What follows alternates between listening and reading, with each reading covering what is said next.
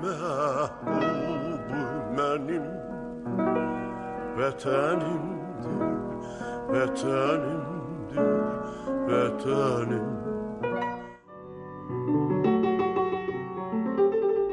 Yol, qatar, minənlər var, düşənlər var. Kimi gülə-gülə minir, gülə-gülə düşür. Kimi kədərli, qayğılı, iskələlər keçir, duracaqlar ötüşür. Qurtarmaq bilmir qatarın yolu. Gündüzü var, gecəsi var, hələ gülə-gülə minəcək, kədərlə düşəcək, neçəsi var. Nə mən bilirəm harda düşəcəyəm, nə qatardakılar bilir. Bəlkə heç qatar dayanmır, düşənə ilə gəlir, minənə ilə gəlir, bəlkə mənə ilə gəlir. Gedir qatar, çay içirəm, çörək yeyirəm, düşünürəm, şeir yazıram. Mən bu uzun yolda getməyə, getməyə, getməyə, ən yaxın duracaqda düşməyə də hazıram. Ancaq bu şeirimi qutarım, bir yenisini başlayım, bir də nə yol qutarır, nə arzular, yeni iskələlər, duracaqlar ötüşür, kimsə minir, kimsə düşür. Stansiyalardan ayrılıb gedən qatarların arxasınca köyrəli bağladım, həmişə sabaha, vüsala ümid bağladım. Havalar geniş, dəryalar dərin, nələr görür sənin işıqlı gözlərin. Sən gəzməyi sevirsən, otu, çiçəyi sevirsən, şimşəkli, ildırımlı tufanları sevirsən, namuslu, mərd, alnı açıq insanları sevirsən.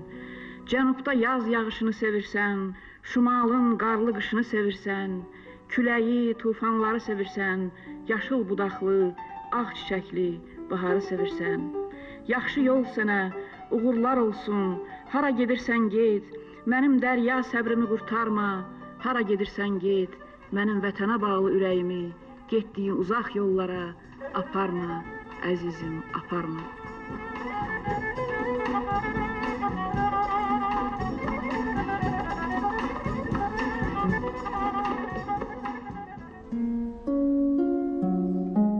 Hamımız torpağınıq. İnsanoğlu torpaqdan yaranır, torpağın üstündə yaşayır, torpağın üzərində qürur yaradır və son olaraq yenə torpağa qovuşur. Torpağı torpaq eləyən insandır. Dünyanın hər yerindəki torpaq torpaqdır. Ancaq dünyanın o başındakı torpaqla üzərində yaşadığın sənə doğma vətən olan torpağı fərqləndirən odur ki, orada sənin tarixin var. Orada səni bu yurda bağlayan min bir tel var. Və təbii hər insan ömrü boyu doğulduğu yer yurt haqqında, övladı olduğu torpaq haqqında mütləq düşünür. Rəsul Rza da düşünmüşdü, Nigar Rəfibəyli də düşünürdü. Əlində qələm olan, düşüncəli, duyğulu insan, həssas insan həmişə bu barədə fikrə dalır. Və günlərin birində Rəsul Rza bir şeirdə yazdı. Mən torpağam adlı şeir. O şeirin içərisində torpağı torpaq eləyən bütün dəyərlərin də izi var. Və həmin Mən torpağam şeirində Rəsul Rzanın özünün bioqrafiyası da, dünya duyumu da, dünya görüşü də, həyata baxışları da əks olunub. O şeir bu misralarla başlanırdı ki, mən torpağam, məni atəş yandırmaz. Niyə atəş yandırmaz torpağı? Su alışan alovları söndürəndir. Ancaq suyun özü də od tutub yana bilir. Tək torpaq da yanmır. Və o sualın cavabını verirdi Rəsul Rza, fəlsəfi cavabını verirdi. Həm birbaşa cavabdır, amma birbaşa cavabın içərisində də dərin hikmətlər var. Mən torpağam, məni atəş yandırmaz, tərkibimdə kömürüm var, külüm var. Nədir bu? Tərkibində kömürü var, külü var. Demək, dönə-dönə yanıb, kömürləşib, sövləşib, nihayətdə külə çevrilib. Odur ki, onun daha yanmaqdan qorxusu yoxdur. Rəsul Rza da həyatı boyu belə oldu, yanmaqdan qorxmadı. Çünki dönə-dönə müxtəlif sınaqlardan keçdi, yandı, qarsdı, vaxt onu min bir məngənəsindən keçirdi. Ona görə də onun artıq yanmaqdan, hansısa büdrəmələrdən, hansısa maniyələrin ağırlığından qorxusu yoxdur. Həyat onu mübarizələrə öyrətmişdi. Torpağın köksündən bulaqlar qaynayıb çıxır, torpağın başı üzərindən küləklər əsib keçir. Rəsul Rza həmin şeirin içərisində özünü bulağa da mənzədirdi, torpağın, yurdun başı üzərində əsən küləklərə də. Mən küləyəm, əsməsəm, kim bilər ki, mən varam? Bir var yüngülcə mehəssin keçsin. Bir də var dəlisov küləklər. Rəsul Rızanın bəxtinə düşən vaxt kəsiyi elə idi ki, qasırğalarla doluydu.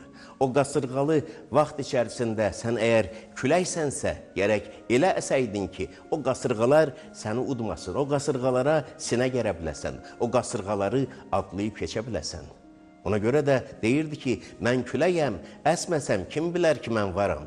Vardığını sübut eləməlidir və Rəsul Rıza da ilk gəncliyindən başlayaraq ömrünün sonunacan mən varam həqiqətini sübut elədi. Şəxsiyyəti ilə, mübarizələri ilə, qələmi ilə, düşüncələri ilə. Özünə bulağa oxşadırdı. Mən bulağam, tapşırıqla axmıram deyirdi.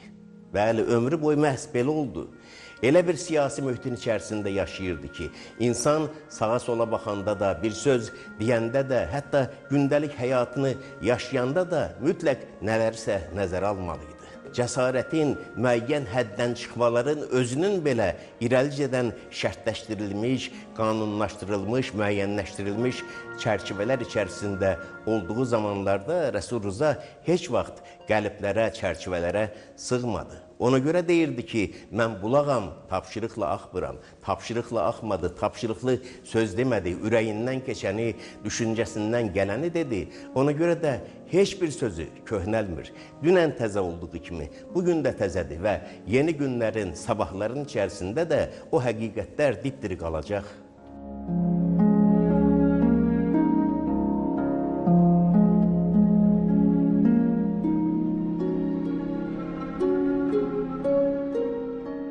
Torpağı torpaq eləyən onun üstündəki insandır.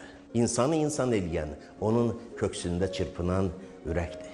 Ona görə də Rəsul Rıza yazırdı ki, mən ürəyəm, döyünməsəm, ölərəm. Hər insan kimi Rəsul Rıza da həyatını yaşadı, getdi. Ancaq o ürək döyünməkdə davam edir. Çünki ürəyinin döyüntülərini şeirlərinə köçürmüşdü. Hər şeiri diri olduqca, hər misrası səsləndikcə onun nəbzi də çarpacaq və ürəyi də döyünməkdə davam eləyəcək.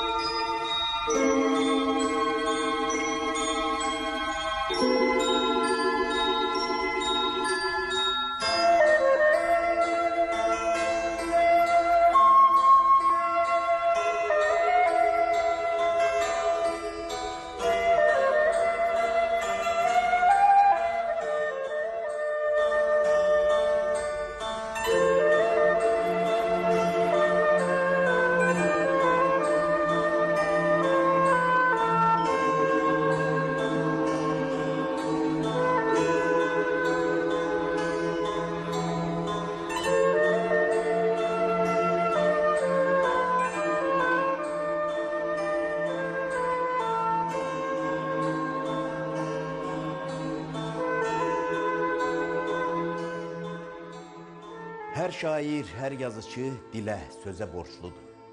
Dil olmasa, söz olmasa şair yoxdur, yazıcı yoxdur. Şairin, yazıcının özünü ifadə eləməyinin vasitəsi, körpüsüdür söz. Ancaq söz də, dil də mütləq böyük şairlərə, böyük ədiblərə borçludur. Çünki dilin içərisindəki fəzanı genişləndirən, sözün içərisindəki neçə məna qatını daha başqa şəkildə nümayiş etdirməyi bacaran məhz ədiblərdir, onların qələmləridir. Və Rəsul Rıza da yolunun lap başlanğıcından sözə çox doğma münasibət bəslədi. Həmişə onun üstündə əsdi, sözün qayğısını çəkdi. Sözü incidənləri də heç vaxt bəyənmədi. Sözü incitmək deyəndə Rəsul Rıza heç vaxt yalnız hansısa sözü yerində işlətməməyi düşünmədi. Sözə qarşı saxtakarlıq eləməyi də o sözə bir başqa xəyanət saydı. Ana dilini qorumağı Rəsul Rıza ömrü boyu elə vətənin sərhədlərini qorumaq kimi qəbul elədi. Və Rəsul Rızanın da həyatı elə gətirmişdi ki, o dilimizin çox çətin sınaqlardan keçdiyi əyyamların içərisində yaşadı. O, 3 əlifba dəyişiminə şahid oldu. Rəsul Rızadan qalan bütün əlyazmalarını birər-birər araşdırmışam. Böyük qismi ərəb əlifbasındaydı. Ömrünün sonunacan o ərəb əlifbasından əl çəkmədi. Ara sıra o əlifbada yazmaqda yenə davam edirdi. Amma latın qrafikasında da yazıb, kirildə də yazıb. Bir nəslinin ömründə 3 əlifbanın olması bir millətin taleyində bir neçə dəfə əlifba dəyişiminin varlığı millətin böyük ağrısıdır, böyük dərdidir. Və bu əlifba dəyişmələrinin hər biri də müəyyən siyasi əks-sədaları ilə Rəsul Rza ömrünə təsirini göstərmişdi. 1950-ci illərin sonları, 1960-cı illərdə Kremldən gələn dalğaların təsiri ilə ana dilimizin sıxışdırılması, kürsülərdən kənarlaşdırılması, yığıncaqların, böyük toplantıların əksərinin rus dilində aparılması təbii ki, ana dilinin keşiyində dayanan Rəsul Rzanı daxilən sarsıtmaya bilməzdi. Ancaq o genindən biganə baxanlardan deyildi. Millətinə, dilinə qarşı bu münasibət vardısa, mütləq onun səsi gəlməli idi və gəlirdi də, şeirlərindən gəlirdi o səsi. 1967-ci ildə qələmə aldığı İti yazan qızlar şeiri var. İti yazan qızlar, yəni stenografist qızlar. O zamanlar Sovet 10 illərində böyük iclaslarda, müşavirələrdə əvvəldən axıracan sözbəsöz bütün danışılanlar yazıya alınardı. Rəsul Rza bu şeirini yazır və Sovet senzurası ortadadır. O şeir mətbuatda dərc ediləcəksə, mütləq ona senzorlar baxırdılar. Orada siyasi nöqteyi nəzərdən bir əmma görsəydilər, onun qəzetə, mətbuata çıxmasına yol verməzdilər. Rəsul Rza isə usta idi. Elə yazmağı bacarırdı ki, həm həqiqəti desin, həm də senzorun qayçısı onun yazdıqlarını kəsib budaya bilməsin. Yazırdı ki, iclas gedir, burada tez yazan qızlar, stenografist qızlar əyləşiblər. Hansılarısa qan tər tökə-tökə əvvəldən sonacan yazmaqda davam eləyir. Hansılarısa oturub əsnəyirlər, işləri yoxdur. Bu qədər, bunun içərisində artıq hər şey deyilmişdi. O fasiləsiz yazanlar rusca danışıqları kağıza köçürdənlər idi. O əsnəyənlər, yazmağa işi olmayanlarsa Azərbaycan dilində kiminsə danışacağını gözləyənlər idi. Və Rəsul Rza kimi vətənpərvər insanlar belə gerçəkliyə dözə bilməzdilər. Və səbəbsiz deyil ki, o zaman Azərbaycanda da və keçmiş Sovet İttifaqı respublikalarının bir neçəsində də milli dillərə belə münasibətə qarşı etirazı ifadə edən gizli təşkilatlar yaranmışdı.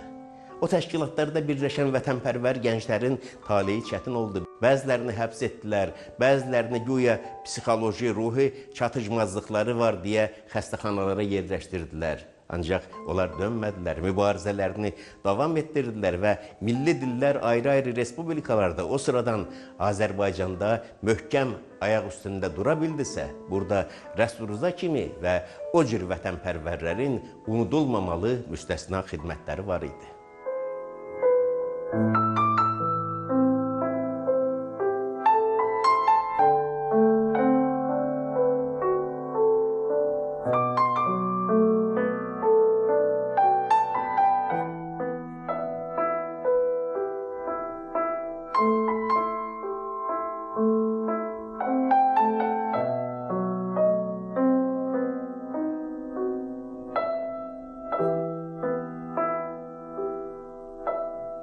Rəsul Rza Azərbaycan dilində yazıb yaradırdı. Azərbaycan dili ona babaların yadigarı idi. O sözlər ki, ona keçmişlərdən gəlib çatmışdı. Yenə onun dilində vardı, qələmində vardı. Amma həmin sözlərə Rəsul Rza yeni mənalar yükləyə bilirdi. O sözləri içərdən böyüdə bilirdi. Ancaq bununla da ürəyi soyumurdu. Rəsul Rzanı tanıyanlar, onun yaradıcılığına bələd olanlar yaxşı bilirlər ki, Rəsul Rza Azərbaycan dilinin söz imkanlarını da genişləndirirdi. Rəsul Rzadan yeni sözlər yadigar qaldı Azərbaycana.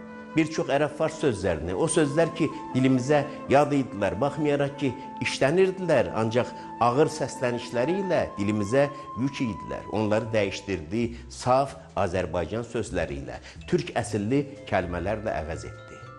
Bəlli sözlərimizi qovuşduraraq onlardan yeni kəlmələr yaratdı və bunların da bir çoxu yazıda, nitqdə işlənməyə başladı. Zaman keçəndən sonra çoxlardan heç xəbəri olmadı ki, bunları yaradan Rəsul Rza idi. Məgər haçansa bir el bayatısını qoşan, bir xalq nəğməsini yaradan, bir ata sözünü vücuda gətirən insan düşünərdimi ki, haçansa onun da adı bu yaratdığının yanında səslənəcək? Yox. Bunu ona görə edirdilər ki, ürəklərinin istəyi idi. Millətə xidmətin 1000 yolundan biri kimi sözə xidməti də vacib sayırdılar. Rəsul Rızada dillərə qarşı, dillərə münasibətdə həssaslıq həmişə olub. Gənclik dövründə 20 yaşındaykən Bakıya gəlib çatanda hələ rus dilini kifayət qədər yaxşı bilmirdi. Ancaq qısa zamandan sonra rus dilini də mükəmməl öyrəndi. Rusçadan çox gözəl tərcümələr etdi. 1938-ci ildə gənc Rəsul Rıza Azərbaycan Filarmoniyasının direktoru idi. Moskvada Azərbaycanın ilk ədəbiyyat və incəsənət 10 günlüyü keçirilirdi. Azərbaycan sənətkarları Sovet lideri zəhmli Stalinin qarşısında çıxış edirdilər. O konsertlərin aparıcısı Bakı Filarmoniyasının direktoru olan şair Rəsul Rıza idi. Rusçanı gözəl, səlis bilməsəydi, digər konferansiyələri kənara qoyaraq aparıcılığı ona tapşırmazdılar ki. Hətta o konsertlərlə bağlı bir məşhur əhvalat da gəlib çatıb bizlərə. Rəsul Rıza çıxır, növbəti ifa eləyəcək musiqi nömrəsini elan eləyir. Ürək nəğməsi, Qara Qarayevin bəstəsi. Rəsul Rıza bəstəkarın adını çəkir, sözləri kimin yazdığını demir. Ona görə Stalin yerindən bir replikator sual verir, deyir, "A slava çiyi?" Sözlər kimindir? Rəsul Rıza qayıdır ki, "Slava moyi tariş Stalin." Sözlər mənimki də yoldaş Stalin. Deyir, elan eləmək lazımdır. Həmin Filarmoniyada işlədiyi dövrdə, Azərbaycan Yazıçılar İttifaqının sədri olduğu dönəmdə, daha sonralar Azərbaycan kinosuna başçılıq etdiyi zamanlarda bütün başqa işlərindən savayı Rəsul Rızanın həmişə vacib xəttlərindən biri dili qorumaq idi. Rusçanı mükəmməl öyrənmişdi dedim, bəli, bu öz yerində. Ancaq farsçanı da bilirdi. Farsçanı bilməyə mənim şahidim də digər mənbələrdən əlavə elə Rəsul Rızanın öz arxividir, əlyazmalarıdır. Nizaminin Xosrov və Şirinini çox gözəl şəkildə tərcümə eləyib. Əlbəttə ki, o mətnin sətri tərcümələri də Rəsul Rızanın qarşısında vardı. Ancaq Nizami Gəncəvinin xəmsəsindəki mətnlərin ana dilimizə tərcüməsinin belə gözəl alınmasının əsas səbəblərindən biri ondan ibarət idi ki, o sətri filoloji tərcümələrdən savayı Səməd Vurğun özü də farsçanı bilirdi, Rəsul Rıza özü də farsçanı bilirdi, Abdullah Şaiq özü də farsçanı bilirdi. Ona görə də sözün içərisindəki məna çalarlarını, incəliklərini çatdıra bilirdilər. Bütün bunları söyləməkdə məqsədim odur ki, Rəsul Rızanın dilə münasibəti həmişə həssas olmuşdu. Dil öyrənməyə onda bir maillik vardı. Əgər qarşısına məqsəd qoysaydı, bir neçə dili çox kamil şəkildə öyrənə bilərdi, mənimsəyərdi və o dillərdən də olsun ki, çox gözəl tərcümələr eləyərdi. Ancaq Rəsul Rızanın bildiyi çox vacib bir dili vardı. Məhz bizim tariximizdə, mənəviyyatımızda da Rəsul Rızanı həmişə yaşadacaq o dili bilməsidir. O, insanın dilini yaxşı bilirdi. İnsan ruhunun, dilinin çox gözəl bir tərcümanı idi. Müxtəlif dillərdən edilən tərcümələr öz yerində. Ancaq insanın içərisinin tərcümanı ola bilmək, hətta dilləri çox gözəl bilən, qələmi çox mahir olan hər sənətkara da nəsib olan səadət deyildi. Və Rəsul Rızaya ədəbiyyat aləmində ölməzlik, əbədi yaşarlıq nəsib oldusa, bunun başlıca səbəbi onun insan dilini gözəl bilməsi idi. Yenə məşhur bir şeiri var, İnsan Mənzərələri. Rəsul Rızanın bütün poeziyasını göz önünə gətirəndə elə o şeirin sərlövhəsini onun bütün yaradıcılığının başında yazmaq olar. İnsan mənzərələri. Onun bütün yaradıcılığı insan mənzərələridir. İnsanın içərisi, onun düşüncə, duyğu aləmi. Və gözəllik, təkrarsızlıq, müstəsnalıq da ondan ibarətdir ki, bu insan mənzərələrini, ən müxtəlif şöhrələrdən ibarət bu palitranı Rəsul Rıza insan dilini həssaslıqla bilərək ifadə etməyi bacarıb. Böyük bəstəkarımız Qara Qarayevlə ömrü boyu dost olmuşdu.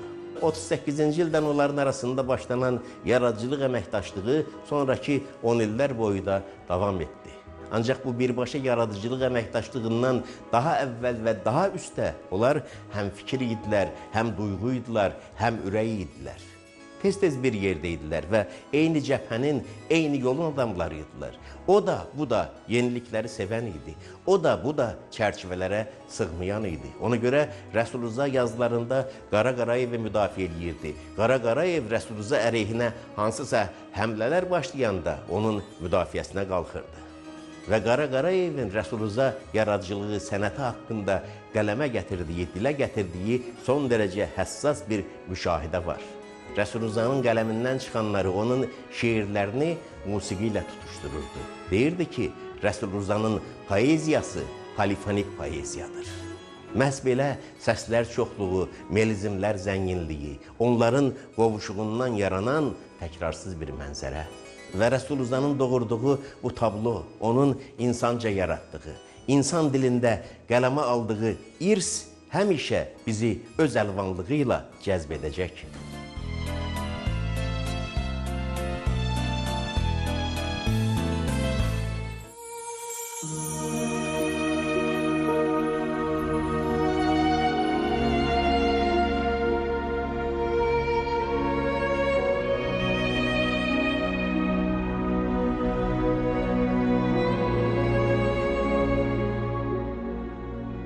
O ailədə ki, Nigar Rəfibəyli doğulmuşdu. O soyadı ki, dünyaya gəlişi ilə Nigar qazanmışdı. Ona səadətli, rəvan, rahat bir yol vəd edirdi. Babası Ələkbər bəy Gəncənin və bütöv Azərbaycanın ən mötəbər ağsaqqallarından idi. Rəfibəylilər qollu budaqlı, köklü köməkli bir nəsildir. Ələkbər bəy vəfat eləyəndə Azərbaycan qəzetlərində ən seçkin insanlar bunu şanlı bir millət atasının vəfatı kimi mənalandırmışdılar.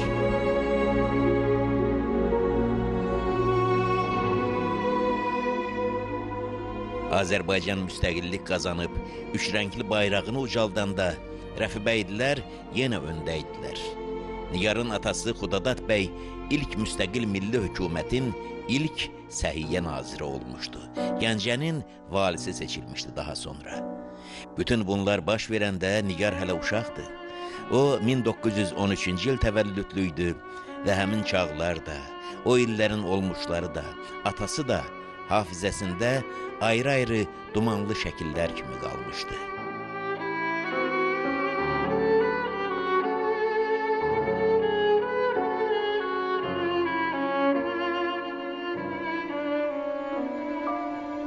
Sonra bolşeviklər gəldilər, çox dumanları kör qoydular, çox şərəfli nəsillərin axırına çıxdılar və dünənəcən gələcəyin səadətlər vəd etdiyi Nigar dönüb oldu, gələcəyin hər an yeni uğursuzluqlar və ağırdan ağır sınaqlar boyun olduğu bir zavallı. Sovetin özünə düşmən seçdiyi nəsillərdən birinə çevrildi Rəfibəylilər. Mövcud olduğu 7-10 il boyunca Sovet dövləti Rəfibəyliləri 9 dəfə ən sərt repressiyalara məruz qoydu. Həbs etdi, sürgünlərə yolladı, güllələdi. Gözlədi ki, yeni Rəfibəylilər yetişsin. Sonra eyni bəlaları onların başına gətirdi. Rəfibəylilərin bir dəstəsi isə İrana, Türkiyəyə mühacirət etdi. Təntənəsini başlamış. Sonralar öhdəsindən gəlmək dünya üçün müşkülə çevriləcək Şər imperiyasının caynağından qurtulmuş mühacir Rəfibəylilər xaricdə də rahat yaşaya bilmədilər. Təqiblər orada da davam etdi.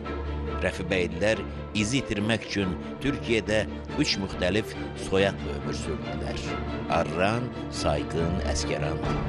Sovet İttifaqında qalanlar da bəyliklərini, Rəfibəyliliklərini gizlətmək üçün Rəfiyev oldular, Rəfizadə oldular, Babayev oldular, Kərimli oldular.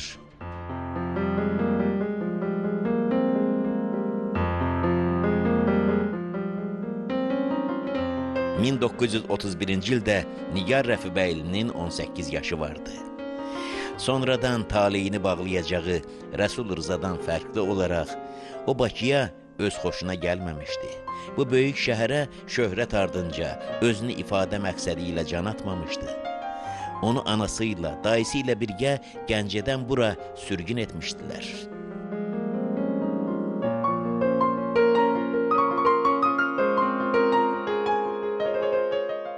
Adının yanında şərəfli və Sovetin nəzərincə ləkəli soyad, üzərində xalq düşməni damğası olan bir yeniyetmə qız ədəbiyyat aləminə atılırdı. Və hər sözü üfrə-üfrə deməyə vadar edən xəfiyyə ruhlu Sovet gerçəkliyi içərisində belə bioqrafiya ilə söz mühitinə gələrək özünü təsdiq eləməkdən ağla sığmaz istək təsəvvür etmək çətindir. Nigar Rəfibəyliyə qəhrəman deməyib kimə deyəsən? Sovet hökuməti laxladığı, dağıldığı son çağlaracan Rəfibəylilərlə ədavətini kəsmədi. Bu isə Nigar Rəfibəylinin bütöv ömrünü əhatə edən bir yol deməkdir. Bu uzun və məşəqqətli yolu Nigar xanım başacan vüqarla, qeyrətlə, mətanətlə addımladı. Bir ideoloji düşmən ailəsi üçün ən yol verilməz peşə ilə məşğul oldu, şairlik elədi. Hər zaman göz önündə oldu və xalq şairi adına layiq görüldü. Bu titul Nigar Rəfibəyli üçün sadəcə şairliyinə verilən qiymət deyildi. Əslində rejim tərəfindən, dövlət sarıdan nəslinə, ata-babasına verilən ən böyük bəraət idi.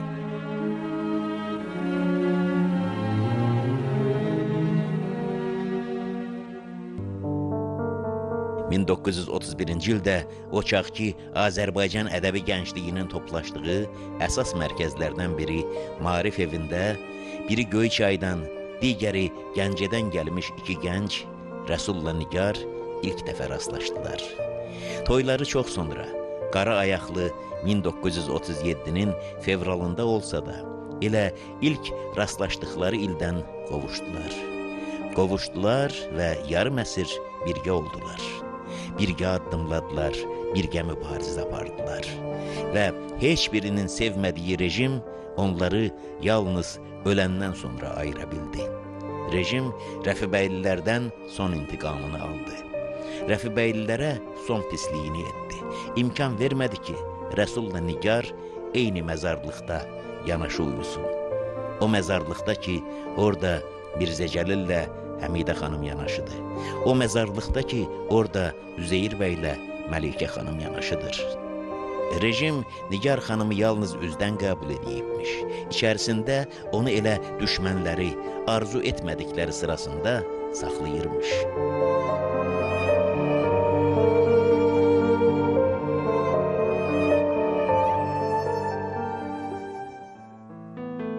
Təsəvvür edin ki, bu uzun yarım əsr boyunca qart bir düşmənin hakimiyyəti altında yaşayaraq, namuslu ədəbiyyat adamı olmaq nə qədər mürəkkəb, həm də nə qədər təhlükəli, riskli bir yol getmək deməkmiş.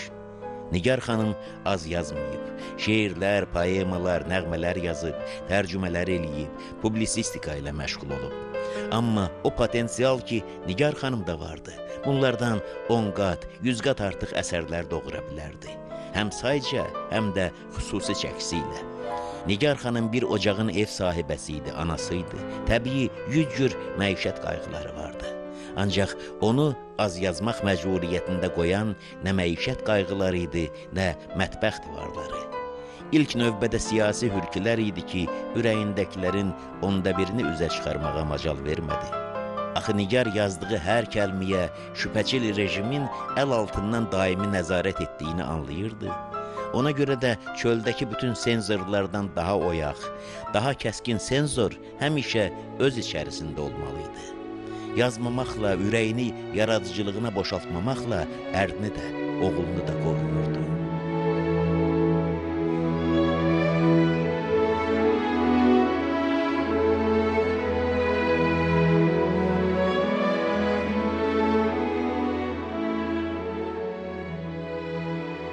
Sovet rejiminin Rəfibəylilərə və Azərbaycana etdiyi ən böyük pisliklərdən biri də bizi Nigar Rəfibəylinin yazıla biləcək neçə-neçə işıq dolu əsərlərindən məhrum etməsi oldu.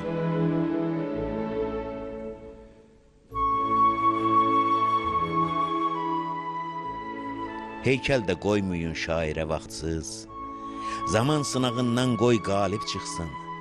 Nə oxucu ona söyləsin baxtsız, nə dövran uçurub heykəli yıxsın. Qəlblərdə yaşasın onun heykəli, şeiri məşəl kimi illəri yarsın. Gələcəyin xoşbəxt nəsillərinə əsrindən, dövründən salam aparsın.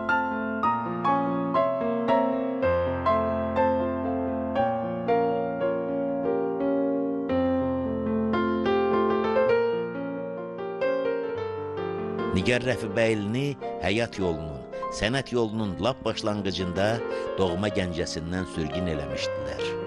Ləyaqətlə yaşadığı ömrə taleyin, tarixin son mükafatı kimi Nigar bu əziz şəhərə, atasının, anasının, babalarının, nənələrinin şəhərinə 20-ci yüzilin bitəcəyində heykələ dönərək qayıtdı.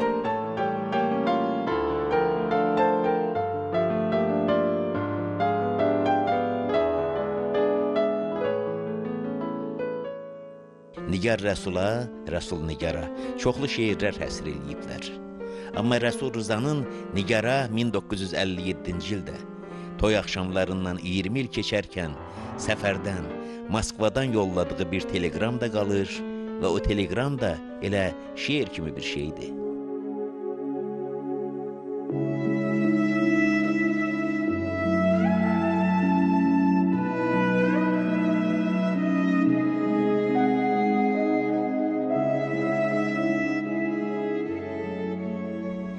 Nigar, əzizim, 20 il əvvəl oranlı bir fevral günü biz səninlə əl-ələ verib həyatın mürəkkəb, çətin yollarına çıxdıq. Bu 20 il boyunca bütün sınaqlardan keçib mətanəti sarsılmayan ruhun, şəfqəti azalmayan qəlbin, hərarəti soymayan mərd əllərin üçün sağ ol. Əgər günlər geriyə varaqlansa, gəncliyim qayıtsaydı, inan ki, mən ömrümü yenə səninlə bağlayar. Həyatın daha çətin yollarında tərəddüdsüz səninlə əl-ələ verib gedərdim. Qoy, 3 sevimli balamızın sevinç və səadəti gələcək günlərimizi bəzəsin. Qoy, məhəbbətimizin hərarəti onları hər cür fırtınalardan qorusun. Vəfa və sədaqətin qarşısında baş əyirəm.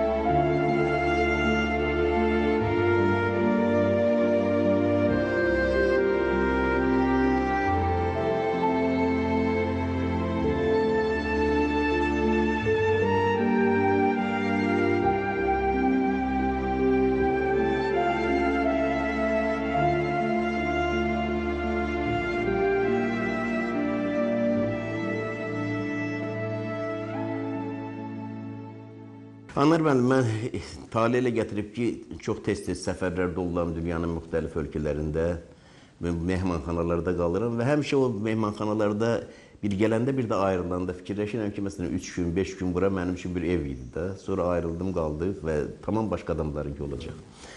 İndi əslində elə həyat da belədir də, mehmanxana kimi də gəlirik, gedirik. Amma bizim bu həyatın içərisində hərəmizin yaşadığımız bir ocaq, yurt, ev olur. Azərbaycan da elə bizim bir evimizdir, yuvamızdır filan. Amma bu içərisində yaşadığımız ev ki var, ora nəsə bir ayrı cazibə ilə insan bağlanır. İllər keçəndən sonra da hansı xatirələri ilə diri qalır. Sizin də ömrün bir böyük hissəsi burayla bağlıdır.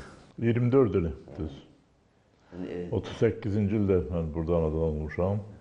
62-ci ildə isə ayrı. Bu evə necə gəlməyiniz yadınızda gəlməz əlbəttə ki. Anadan olmağım yadıma gəlməz. Amma bacım Fidanın arada olmağı yadıma gəlir, 5 yaşı var. Yox, Fidandan da əvvəl müharibə illəri yadıma gəlir ki, bütün pəncərələr örtülmüşdü ki, işıq çıxmasın filan, yoxsa almanlar. Anam məni bu dama qaldırırdı gecələr, növbə çəkirdi oradakı faşist almanları. Hücum eləsələr, onun qabağını alaqda deyək. Qorxub gəlməyiblər. Uşaqlıq illərinin xatirələri müharibə ilə bağlıydı. Bu vardı, qara bir reproduktor vardı, radyo. Radyolar priyometr almışlar axı, ancaq onlar qalmışdı. Oradan da ancaq bəd xəbərlər gəldi. Filan şəhər aldılar, almanlar, filan şəhər aldılar. Mən onu başa düşmürdüm, bütün o, necə deyil, incəliklərdən. Amma bilirdim ki, şər bir qüvvə gəlir, atam da oradadır, davadadır. Yəni, o nigarançılıq uşaqlıqdan başladı. O vaxt Rəsul müəllim o hərbidə olanda kim vardı? Bu evdə kimlər vardı sizdən başqa? Mən, nənəmə cici deyirik də biz, Məryəm xanım, anam. Bir neçə il deyəsən Sara bibimdə burada olub, Turə bibimdə. Amma ondan sonra onlar köçdülər. Demək ki, qaldıq nənəm, mən. 42-ci də atam qayıtdı, sonra Fidan ondan oldu. 48-də Təranən ondan oldu. Nənəniz yadınızda necə qalıb? Nənəm çox mülayim bir adamıdır, çox belə Təəssüf ki, mənim onun o axır illərdəki faciəsi daha çox yadıma qalıb. Çünki 51-ci ildə qızı, kiçik qızı Tuğra rəhmətə getdi. Atamın şeiri var. Anamın gəlin qızı. Yazıq elə görür ki, ona dözməyib gedib. Bir ildən sonra şeydə, o bir ildə bir dəfə özü gülmədim. Yadımdadır. Çox ağır keçdi. Ona qədər isə çox bizi sevirdi, çox bizi əzizləyirdi, məni də, bacılarımı da. O vaxt burada yaşadığınız qonşularla təmaslar vardı mı? Qonşuda bizim Ədil Sadıqov məşhur həkim olurdu. Bir şey olan kimi onu çağırırdı. Xüsusilə nənəmin astması vardı da. O, siz axır illər astmada bir şey olan kimi gedirdi. O da həmişə həkimdir də. Hippokrat andına necə deyirlər, Sadiq həmişə gəlirdi, şey deyirdi. Sonra vəfatını isə birinci ağır vəziyyətdə idi. Emin Efendi, o da məşhur həkim. Onu çağırdı, gəldi. Mənim onun sözlərin yadımdadır ki, Rusça dedi ki, это агония, yəni əcəldir, can verir. Mənim gözümün qabağında demək, nənəm rəhmətə getdi, ata-nənəm, atam və anam. Üçü də mənim gözümün qabağında. Çox ağır hissiyatdır. Yəni, sənə doğma olan insanları itirmək ömründən qopur böyük bir parça. Bu, keçmişdə Azərbaycanda, keçmişdə deyənlərlə böyle orta əsrlərdən, qədimlərdən ədəbi məclislər olub da, ədəbi məclislər, musiqi məclislər. Bu şərqin zamanına bu elə teatrda, nə bilim, televiziyası da, radiosu da bu olub da, yığışıblar bir yerə, ünsiyyət ehtiyacından yaranıb. Amma sonraki dövrlərdə, tutalım ki, Rəsul müəllimgilin dövrlərində 40, 50, 60-cı illərdə doğruda o zaman çox restoranlara falanlara da yığışırlarmış. Amma o vaxt restoran qoymuyorlar. Bakıda bir dənə turistə gedirlərdi. O vaxt yazıçılar gedən kimi də Bağırova xəbər verirlər ki, yazıçılar gəlsin, turistlər. İndi restoran dediniz, yadıma düşdü. Bu demək, o vaxt bu Novi Avropa deyirdilər də, bu Bakı. O bir ara çox məşhur olmuşdu. Yazıçılar falanlar da gedirmiş. Əsasən turistə gedirlər. Bəli, turist. Bəli də orada oturub durmağın bir təhlükəli tərəfi vardı. Birincisi gedib xəbər verirdilər. O saat xəbər verirlər. Yığışdılar. Amma yığışdıqdan xəbər verməkdən əlavə ki, yığışıblar, o içəridə nə danışıblar, onu da xəbər verirdilər. Və onun xəbər verməyin də traktovkası var da, onu necə çatdırırdılar. Ona görə hərçənd bu evdən də çatdıra bilərdilər, evlərdə yığışanda da, amma hər halda ev nisbətən daha təhlükəsiz idi də. Amma bir müəyyən zaman ötəndən sonra təbii ki, bu evdəki yığınaqlar daha rahat idi, asudə idi. Məsələn, tutalım ki, 50-ci illərin ikinci yarısı tutalım artıq Stalin'də epoka da bitir. Stalin ölümündən sonra çox şey dəyişdi. 60-cı illər falan epoka dəyişib, insanlar daha rahatdır, asudədir. Və bu evdə elədir ki, xüsusən bu oturduğumuz yerdə, burada bir ədəbi məclislər olub. Sözün belə böyük əsl... Ədəbi məclis, yəni şey mənasında, müstəqim mənasında ədəbi məclislər dolayısıyla deyirəm, bəli. Amma yazıçıların hamısı da, bütün bizim atamın nəslindən olan yazıçıların demək ki, 90% burada olub. 90%, bəlkə də 99%. Müxtəlif vaxtlarda olublar filan.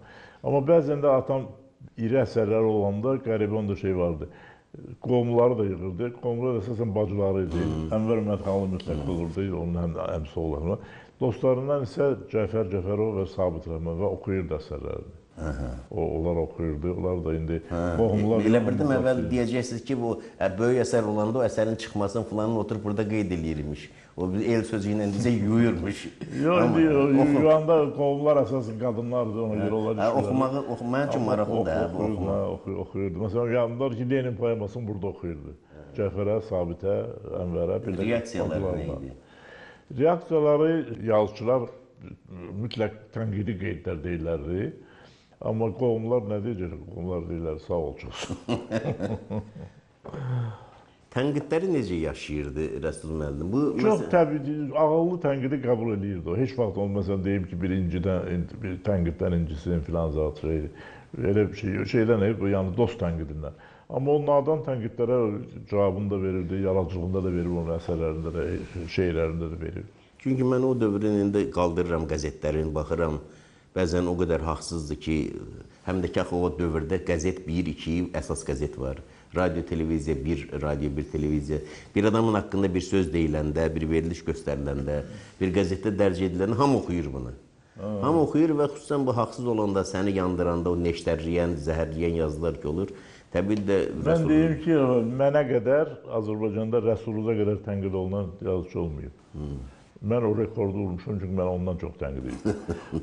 Amma onun vaxtında özü dövr, sən bələdsən onun yaradıcılığına, ona görə mən daha çox bunu tamaşaçılar üçün danışıram. Demək, nə cür olur? Talım bu şeir yazır ki, Rəsul Rızanın vaxtı ilə belə gözəl şeirləri vardı, amma bu şeirləri filan zəifdir çox. 5 il keçir, təzə şeirləri çıxır ki, o tənqid olunan şeirlərin adlarını çəkirək. Onlar çox gözəl şeirlərdir, amma bunları tənqid edir. 5 il keçirdi, 10 il keçirdi, yenə də o əvvəl. Yəni, vaxt keçdikcə o tənqid olunan şeirlər qəbul olunurdu və təzə şeirləri tənqid olunurdu. Çünki o, hər dəfə o, nəysə bir təzəlik gəlirdi bunun şeirlərindən falan, onu da qəbul eləmirlər də. Qəbul edənlər də vardı, amma qəbul eləməyənlər də vardı və o qəbul eləməyənlər daha fəaldır, daha aktivdir və daha aqressivdir.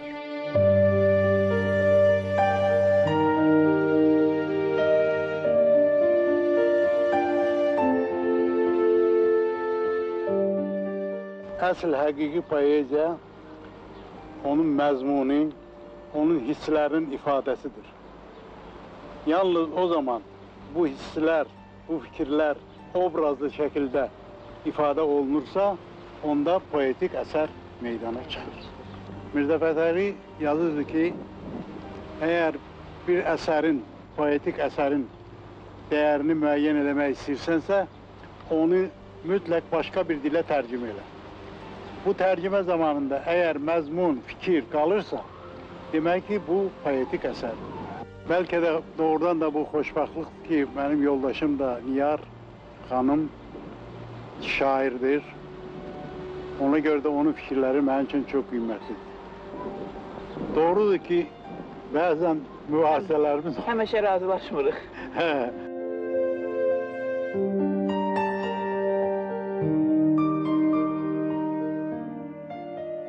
Ömrün qürub çağında, bu evin səssiz saatlarından birində Niyar xanım Rəfibəyli belə biraz qüssəli misralar yazmışdı.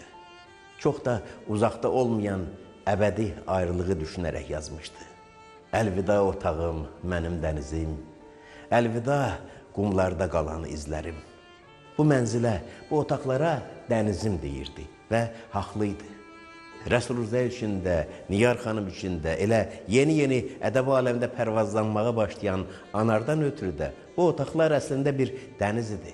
Çünki sabah hər kəsə çatacaq gözəlliklər bu otaqlarda yaranırdı. Dan yeri çırtlamamış ya gecənin dərinliyində bu otaqlarda yaranan sözlər sonra böyük ədəbiyyat dənizinə qovuşdu. Qovuşdu və hər biri yaşamaqda davam edir. Yaşayırlar və Rəsul Rızanı da, Nigar Rəfibəylini də yaşadırlar.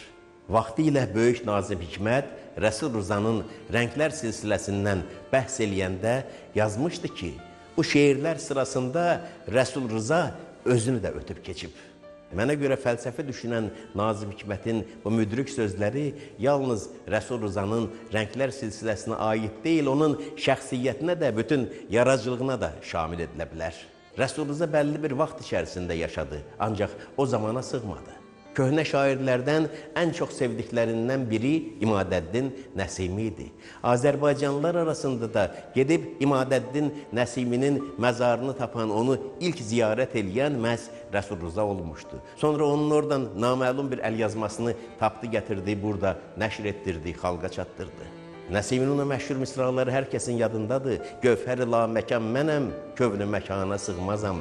Məndə sığar iki cahan, mən bu cahana sığmazam. Rəsul Rızaya da xas olan məhz bu sığmazlıq idi.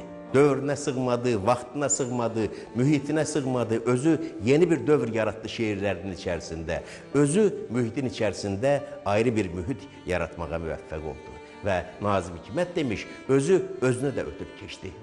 Ən böyük arzularından biri 21-ci əsrdə heç olmasa bircə günün şahidi olmaq idi. Ancaq 21-ci əsrə gəlib çatmadı, 3-cü minilliyə yetişmədi. Əslində isə Rəsul Rıza 3-cü minilliyə də çatıb və insanoğlu var olacaqsa, bundan sonraki çox əsrlərdə də mütləq var olacaq, şeiri də yaşayacaq, sözü də yaşayacaq. Çünki ötkəm, sabahçı, irəliçi, yenilikçi düşüncə və duyğularıyla özündən də irəli getməyi bacarmış sənətkarın gələcəklər içərisində həmişə var olmaq əlbəttə ki, halal haqqıdır.